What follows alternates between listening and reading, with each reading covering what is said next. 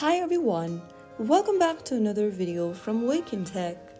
Today I'm gonna be guiding you through how to change your birthday on Roblox. If you want to change your age on Roblox, first of all open up the Roblox application and log into your account. Once logged in, go ahead and tap on the More button at the bottom right corner. From the More menu, scroll down and tap on Settings.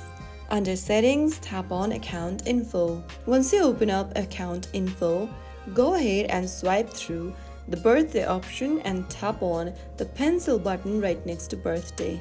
Now go ahead and update or change your birth dates.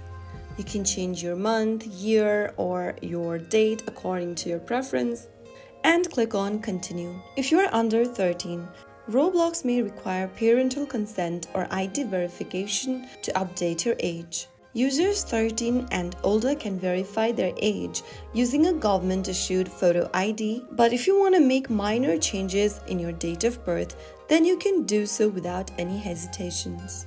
So that's how you can easily change your birth date on Roblox using the Roblox application on your smartphone. If you found the video helpful, don't forget to like, share, and subscribe to the channel. I will be back again in the next episode. Thank you for watching.